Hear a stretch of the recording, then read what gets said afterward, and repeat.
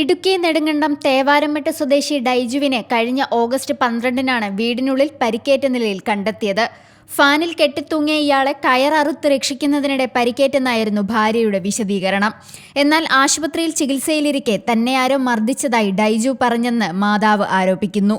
ശക്തമായ അടി തലക്കേറ്റതായി ഡോക്ടർമാർ പറഞ്ഞിരുന്നുവെന്നും കൊലപാതകമാണെന്ന് സംശയിക്കത്തക്ക വിധം പല തെളിവുകളും വീടിനുള്ളിൽ ഉണ്ടായിരുന്നെങ്കിലും ഇവയൊന്നും പോലീസ് പരിശോധിച്ചില്ലെന്നും ബന്ധുക്കൾ ആരോപിച്ചു.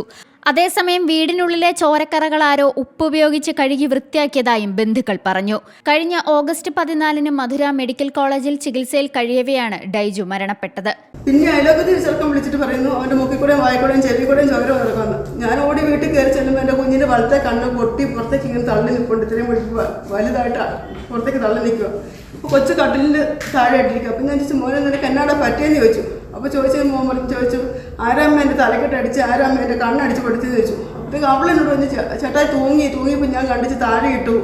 ഞാനും ചേട്ടായും കൂടെ താഴെ വീണു. അത് കഴിഞ്ഞപ്പോൾ ചേട്ടായി കയറ്റി പിന്നെയും നടന്നു, പിന്നെയും ചേട്ടായി വീണെന്ന് പറഞ്ഞു. പക്ഷേങ്കിൽ കട്ടിലേ നിന്നുകൊണ്ടാണ് ഫാനിൻ്റെ ഇത് കിടക്കുന്നത്. കട്ടിലേ നിൽക്കാനുള്ള വലിപ്പമുള്ളൂ. അതിന് അവൾ കണ്ടിച്ചിട്ടാന്ന് പറഞ്ഞു. അപ്പോൾ അവളും ചേട്ടായും വീണെന്ന് പറഞ്ഞു. ആ കട്ടിലെ തൊട്ട് താഴെ തന്നെ ഇരിക്കുക. അപ്പോൾ ഞാൻ ചോദിച്ചു, അങ്ങനെ വീണാൽ കൊച്ചു കട്ടിലേക്കല്ലേ വീടുള്ളൂ എന്ന് ചോദിച്ചു. തൊട്ട് ഇത് കട്ടിലല്ലേ കിടക്കുന്നു ചോദിച്ചു.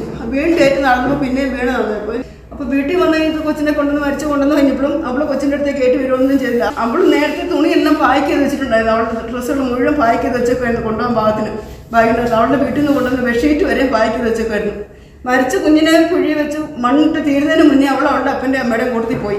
ഡൈജുവിന്റെ ദുരൂഹ മരണം അന്വേഷിക്കണമെന്നാവശ്യപ്പെട്ട് പലതവണ പോലീസ് സ്റ്റേഷനിൽ എത്തിയെങ്കിലും യാതൊരു നടപടിയും ഉണ്ടാകാത്ത സാഹചര്യത്തിൽ ബന്ധുക്കൾ നവകേരള സദസ്സിൽ പരാതിപ്പെട്ടിരുന്നു. എന്നാൽ പരാതി നൽകിയിട്ടും പോലീസ് വേണ്ട നടപടികൾ സ്വീകരിക്കാത്ത സാഹചര്യത്തിലാണ് ഡൈജുവിന്റെ മാതാവും കുടുംബാംഗങ്ങളും രംഗത്തെത്തിയത്. അതേസമയം ഡൈജുവിന്റെ മരണം ആത്മഹത്യയാണെന്നാണ് പോലീസിന്റെ വിശദീകരണം. Zee Malayalam news, Idukki. പുതിയ വാർത്തകളും വിശേഷങ്ങളും ഇനി വിരൽ തുമ്പിൽ. എല്ലാ ഡിജിറ്റൽ പ്ലാറ്റ്ഫോമുകളിലും ഇപ്പോൾ സീ മലയാളം ന്യൂസ് ലഭ്യം.